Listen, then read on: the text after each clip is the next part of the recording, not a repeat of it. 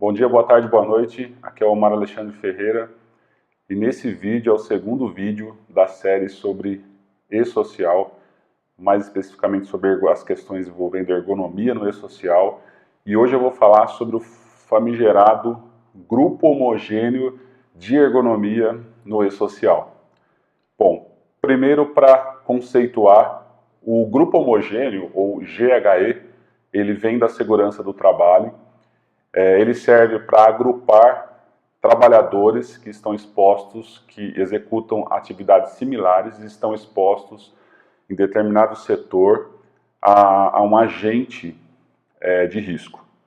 E aí isso tem uma utilidade na segurança do trabalho, porque na confecção do LTCAT, Laudo Técnico de Condições Ambientais de Trabalho, você consegue ter um entendimento melhor e definir lá a partir disso qual equipamento de proteção coletiva, o EPC, ou um EPI, equipamento de proteção individual, é mais apropriado para aqueles trabalhadores. Com a vinda, com o surgimento, com as regras do e-social, a ergonomia passou a se usar essa expressão grupo homogêneo dentro da ergonomia.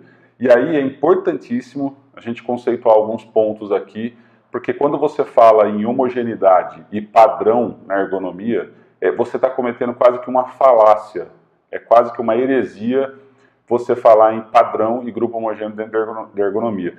E aí você vai me perguntar, mas por quê? Porque dentro da ergonomia, quando você fala em limites de tolerância, não é tão simples assim como acontece na segurança do trabalho. A CGIH, você tem lá os limites de tolerância muito bem definidos, na própria NR15.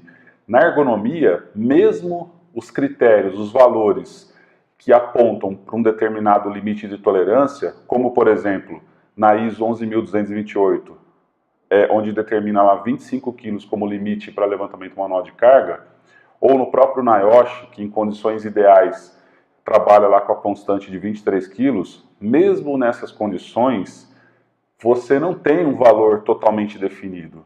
Esse limite pode variar e vai variar de acordo com as condições do arranjo físico, do layout, da ferramenta, da máquina, da pessoa. São muitas variáveis e aí, se você quiser entender um pouco mais, eu vou gravar um vídeo sobre os fatores de riscos ergonômicos, os fatores-chave de risco ergonômico, são 7 fatores. Eu vou gravar um vídeo, fique esperto aí que eu vou gravar um vídeo sobre isso, falando mais sobre isso, que você tem que considerar. Então assim, não é tão simples determinar um limite de tolerância quando você fala em riscos ergonômicos. E aí, para você entender um pouco mais sobre esse mecanismo, eu vou deixar no link de descrição desse vídeo, um vídeo que eu fiz falando sobre a curva de Gauss, o conceito da curva de Gauss e a antropometria dos 5, 50 e 95%. Então, quando que eu determino? Eu nem sempre, ou quase nunca, eu vou determinar a média.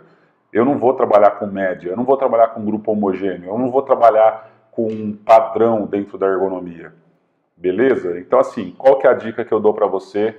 Trabalhar, tratar, lidar, você que é da ergonomia, você que vai contratar ou que vai prestar serviço de ergonomia dentro de uma empresa. A dica que eu te dou é o seguinte: considere o grupo homogêneo simplesmente para efeito de agrupar determinadas atividades e definir um escopo de trabalho, ou para gerenciar a própria questão do e-social quando for lançar os dados no sistema. Mas para efeitos práticos, para efeitos de orçamento, por exemplo, para você que vai cobrar pelo trabalho, considere um a um, atividade por atividade. É isso mesmo, atividade por atividade. Eu vou dar um exemplo prático aqui. Eu estive fazendo uma visita ontem numa empresa para fazer uma validação de demanda, porque eu não mando orçamento pelo e-mail, com base no PPRA, com base em função.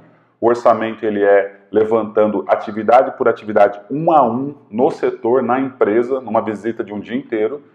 E eu estava nesse cliente aí, um cliente que trabalha com o foco principal que eu percebi ali, a preocupação, a hipótese ergonômica de preocupação ali, são movimentação de sacaria, sacos de 25 quilos, que os funcionários operadores abastecem determinado tanque.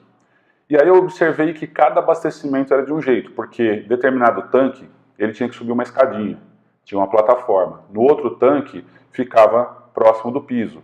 No outro era abastecido em 2, no outro era abastecido em 1.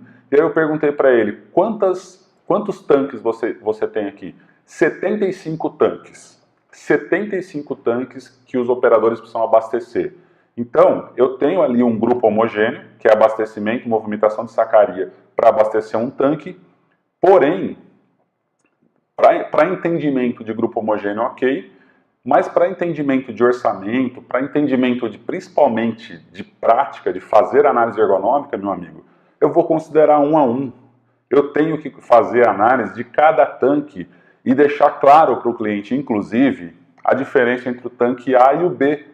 Porque o tanque A pode dar risco e o B pode ter um risco menor.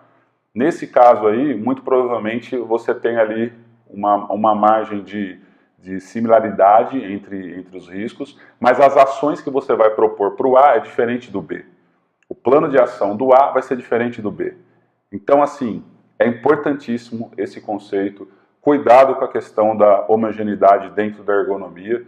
O vídeo de hoje era sobre isso. E fica atento aí que nos próximos dias eu vou postar mais vídeos dessa série sobre ergonomia no e-social. Legal? Então, se você gostou, compartilha, curte, deixa seu comentário se você concorda, o que você achou do que eu falei aqui. E até a próxima. Valeu, abraço!